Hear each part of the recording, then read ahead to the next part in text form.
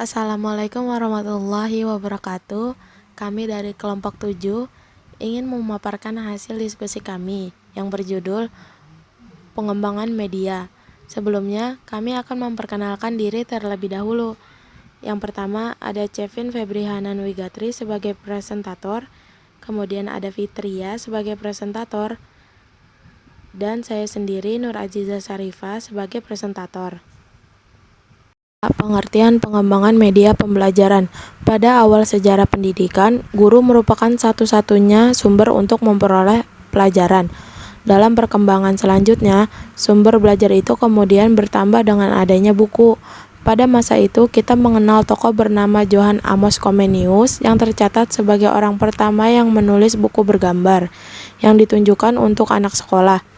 Buku tersebut berjudul Orbis Sensualium Pictus atau Dunia Tergambar yang diterbitkan pertama kali pada tahun 1657. Penulisan buku ini dilandasi oleh suatu konsep dasar bahwa tidak ada sesuatu dalam akal pikiran manusia tanpa terlebih dahulu melalui penginderaan.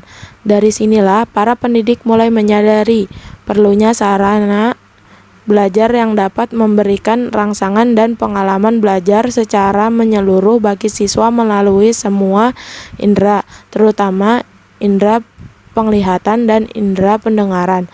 Pada mulanya, media hanya dianggap sebagai alat bantu mengajar guru atau teaching aids.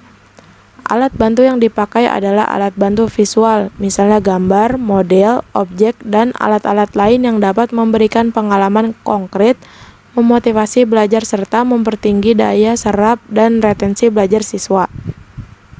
Bermacam peralatan yang dapat digunakan oleh guru untuk menyampaikan pesan ajaran kepada siswa melalui penglihatan dan pendengaran untuk menghindari verbalisme yang masih mungkin terjadi kalau hanya digunakan alat bantu visual semata.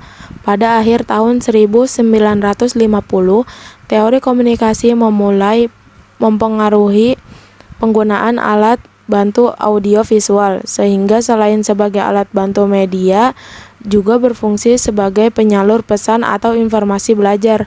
Pada tahun 1960 sampai 1965, orang mulai memperhatikan siswa sebagai komponen yang penting dalam proses belajar mengajar. Pada saat itu, teori tingkah laku behaviorism teori ajaran B.F. Skinner mulai mempengaruhi penggunaan media dalam kegiatan pembelajaran. Selanjutnya, pada tahun 1965, pendekatan sistem mulai menampakkan pengaruhnya dalam kegiatan pendidikan dan kegiatan pembelajaran. Pendekatan sistem ini mendorong digunakannya media sebagai bagian integral dalam program pembelajaran untuk mencapai tujuan pembelajaran, mulai dipakai berbagai format media. Dari pengalaman mereka, guru mulai belajar bahwa cara belajar siswa itu berbeda. Sebagian lebih cepat belajar melalui media visual, sebagian melalui media audio, sebagian lebih senang melalui media cetak, yang lain melalui media audiovisual dan sebagainya. Dari penjelasan yang sudah dipaparkan perkembangan media pendidikan, awalnya media hanya digunakan oleh guru sebagai alat bantu dalam proses pembelajaran. Seiring dengan perkembangan zaman, media yang dulunya hanya digunakan sebagai alat bantu, sekarang bertambah sebagai penyalur pesan dari guru kepada anak didiknya.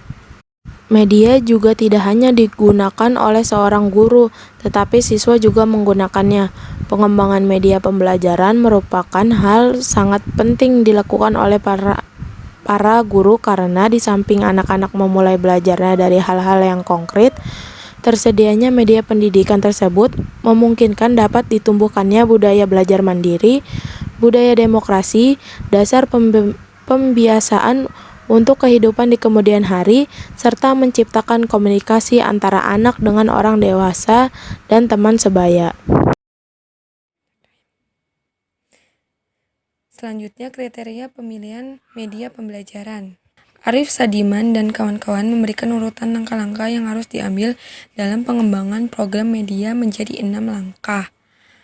Antara lain, Yang pertama itu adalah menganalisis kebutuhan dan karakteristik siswa.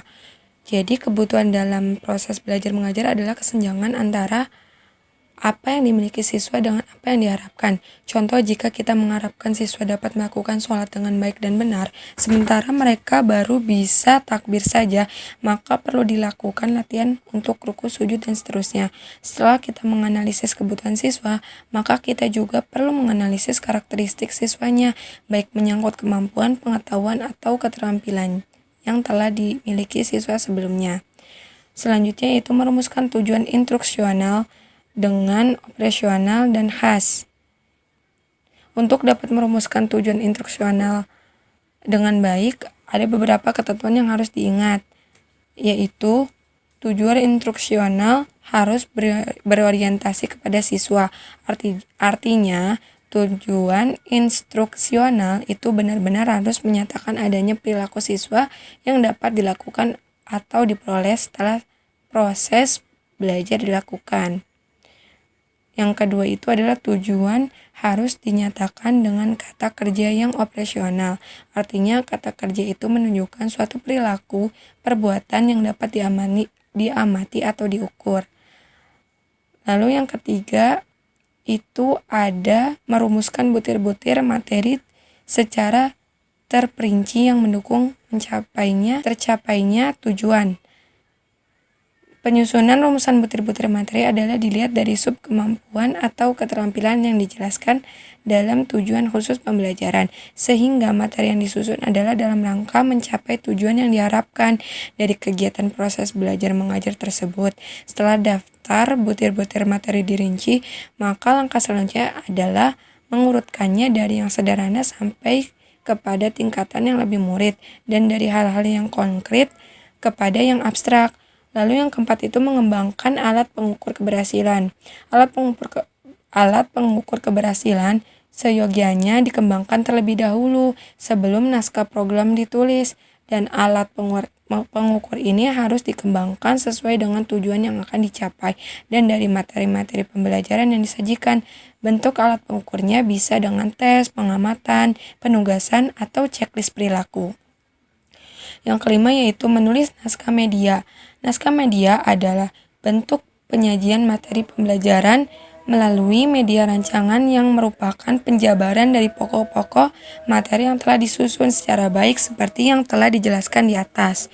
Supaya materi pembelajaran itu dapat disampaikan melalui media, maka materi tersebut perlu dituangkan dalam tulisan atau gambar yang kita sebut naskah program media. Selanjutnya yaitu mengadakan penilaian, evaluasi media, dan revisi. Penilaian media adalah kegiatan untuk menguji atau mengetahui tingkat efektivitas dan kesesuaian media yang dirancang dengan tujuan yang diharapkan dari program tersebut. Sesuatu program media yang oleh pembuatnya dianggap telah baik, tetapi bila program itu tidak menarik atau suka dipahami atau tidak merangsang proses belajar bagi siswa yang ditujunya, maka program semacam ini tentu saja tidak dikatakan baik. Ada 3 tahapan dalam mengevaluasi atau menilai suatu media pembelajaran. Di antaranya adalah evaluasi 1-1. Pada tahap ini, seorang desainer memilih beberapa orang siswa, tidak lebih dari 3 orang, yang dapat mewakili populasi target dari media yang dibuat. Sajikan media tersebut kepada mereka secara individual. Kalau media itu didesain untuk belajar mandiri, biarkan siswa mempelajarinya, sementara pengembang mengamatinya. Kedua, orang siswa yang telah dipilih tersebut hendaknya 1 orang dari populasi target yang berkemampuan yang umumnya sedikit di bawah rata-rata dan 1 orang lagi di atas rata-rata. Dengan kata lain, dalam menentukan kelompok ini, variasi kemampuan akademis populasi target dipertimbangkan. Yang kedua yaitu evaluasi kelompok kecil. Pada tahap ini media perlu dicobakan kepada 10-12 orang siswa yang dapat mewakili populasi target. Jumlah 10 merupakan jumlah minimal, sebab kalau kurang dari jumlah tersebut data yang diperoleh kurang dari menggambarkan populasi target. Sebaliknya, jika lebih dari 12, data atau informasi melebihi yang diperlukan. Akibatnya kurang bermanfaat untuk menganalisis dalam kelompok kecil. Siswa yang dipilih dalam kegiatan ini hendaknya mencerminkan karakteristik populasi. Usahakan sampel tersebut terdiri dari siswa-siswa yang kurang pandai, sedang, dan pandai, laki-laki dan perempuan berbagai usia dan latar belakang. Yang ketiga, evaluasi lapangan. Evaluasi lapangan adalah tahap akhir dari evaluasi formatif yang perlu dilakukan. Evaluasi lapangan diusahakan situasinya semirip mungkin dengan situasi sebenarnya. Setelah melalui 2 tahap evaluasi di atas, tentulah media yang dibuat sudah mendekati kesempurnaan. Namun dengan hal itu masih harus dibuktikan. Melalui evaluasi lapangan inilah kebolehan media yang kita buat itu diuji. Oke, selanjutnya ada jenis-jenis pengembangan media pembelajaran. Yang pertama, media berbasis visual. Visualisasi pesan, informasi, dan konsep yang ingin disampaikan kepada siswa dapat dikembangkan dalam berbagai bentuk seperti foto, gambar, sketsa, garis, grafik, bagan, chart, dan gabungan dari 2 bentuk atau lebih. Foto menghadirkan ilustrasi melalui gambar yang dilampirkan, menyamai kenyataan dari suatu objek atau situasi. Sementara itu, gambar merupakan representasi simbolis dan suatu objek atau situasi. Keberhasilan penggunaan media berbasis visual ditentukan dari kualitas dan efektivitas bahan-bahan visual dan grafik itu. Hal ini hanya dapat dicapai dengan mengatur dan mengorganisasi gagasan-gagasan yang timbul, merencanakannya dengan seksama, dan menggunakan teknik-teknik dasar visualisasi objek, konsep, informasi, atau situasi.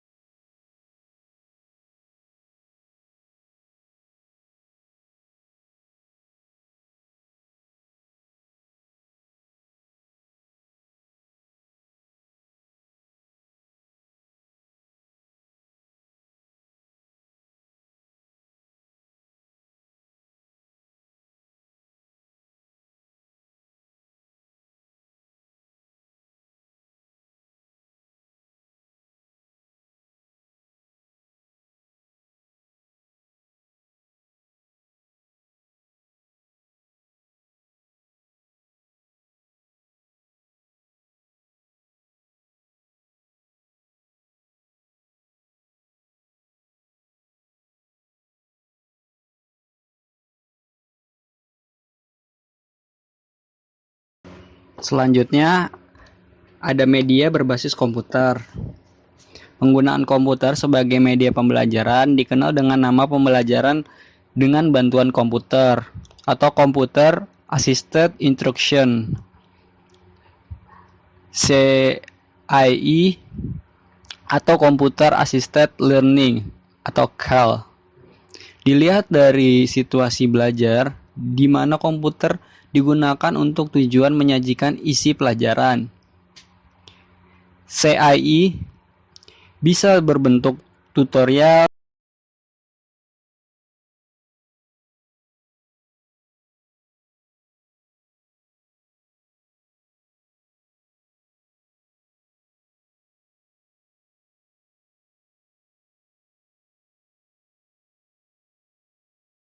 selanjutnya, ada multimedia berbasis komputer dan interaktif video.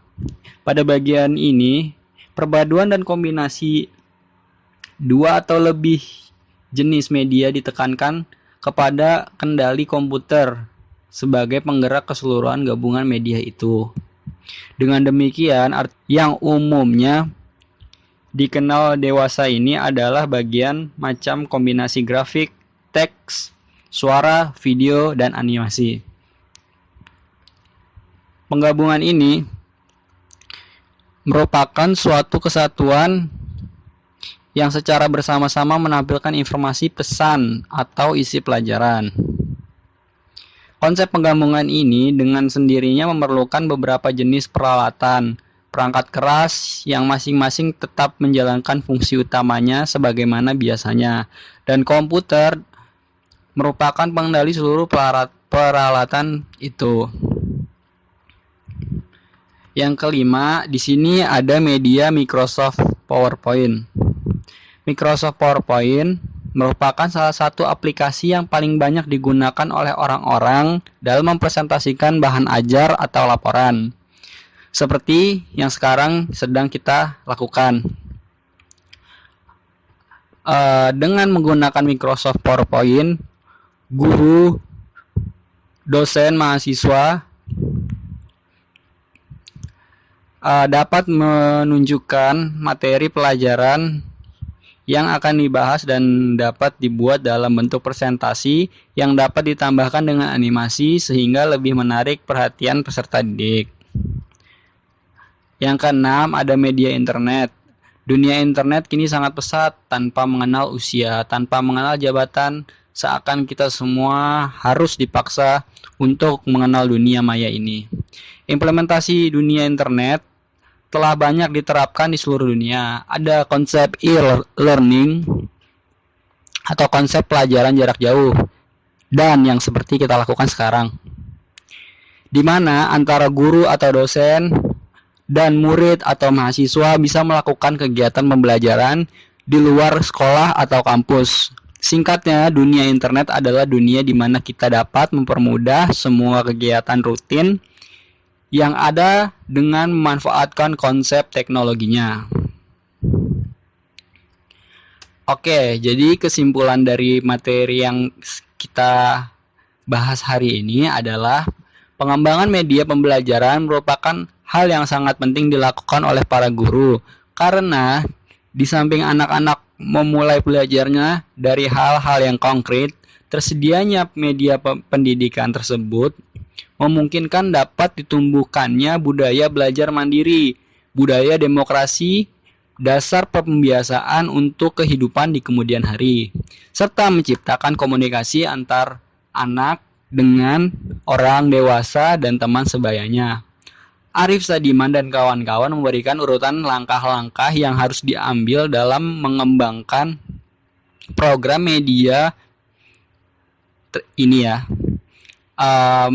Jadi ada 6 langkah. Terdapat berbagai perkembangan media pembelajaran seperti media berbasis visual, media berbasis audiovisual, media berbasis komputer, multimedia berbasis komputer, dan interaktif video, media Microsoft PowerPoint, dan media internet. Mungkin itu saja yang bisa kelompok 7 sampaikan. Kurang lebihnya mohon maaf. Billahi taufiq wa hidayah. Wassalamualaikum warahmatullahi wabarakatuh.